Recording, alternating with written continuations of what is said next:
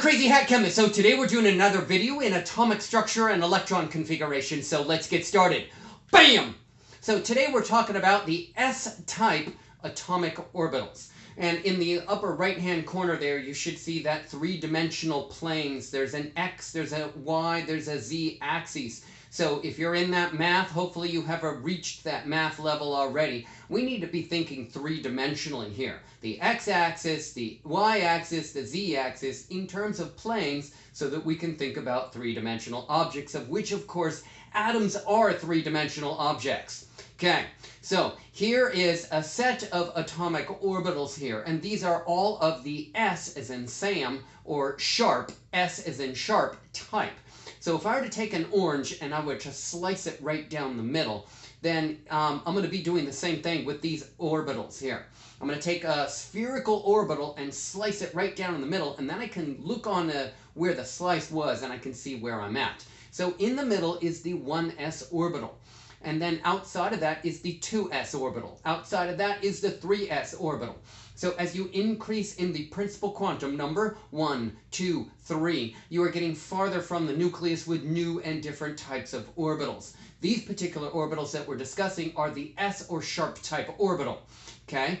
All right, now, in the very, very center is the nucleus, of course, and you can't find the electron there, just to make sure. Okay, so take a look at this here at the very, very bottom. I'm going to highlight this right in the middle there where it says spherical. The S or sharp type orbitals are spherical in shape, like a golf ball. Okay, and then the diagram on the far left, that's called Electron Density Map. Okay, so this is experimental evidence of where that electron is at any given moment in time. There's a 0% probability of finding the electron in the nucleus. That is a node. Think about back to the standing wave. There's zero amplitude at the node, 0% probability of finding the electron at a node. Okay? The electron probability decreases as one moves farther from the nucleus. So if you look at that electron density map, it's very dense towards the middle, zero density in the exact middle where the nucleus is. Okay, but that's not really truly shown there, but it decreases as you move away in the three-dimensional XYZ planes. Okay, so as you move away from the nucleus, you have a decreased probability of finding that electron within that particular type of energy level orbital. Okay, now I want you to look at the far right-hand graph where you see three humps. That first hump is the 1s orbital. That's the electron density of the electrons where you find those electrons.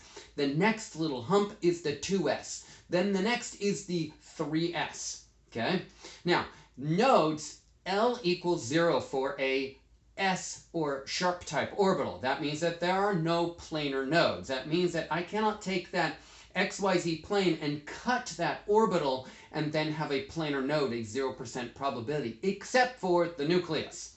Okay, so a 0% probability of finding the electron in the nucleus or in between the orbitals. Okay, so I want you to take a look at that right-hand diagram there, that graph where we had the three little humps where we labeled them 1s, 2s, 3s. Look at that diagram, that graph, and then look at that. Right in the nucleus, 0% probability with that blue arrow. Then, in between the 1s and the 2s, there's a drop in that graph. That means that you cannot find the electron at a node that is in between the orbitals. Then, in the next drop in the graph, in between the 2s and the 3s, you should see that drop right there. That corresponds to a node in between orbitals. Again, that's not within the orbital because L is 0 for an S or sharp type orbital. So, 0 nodes within that particular orbital, but there are nodes in between the orbitals. Okay? All right, so let's take a look at this electron density map and little diagram right over here. And it's really showing the same thing here.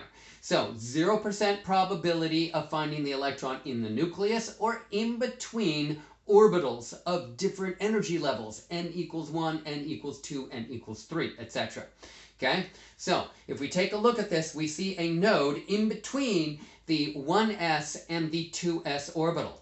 Okay, look at the next one, we see a node in between the 1s and the 2s, again, just like before, and we also see a node in between the 2s and the 3s.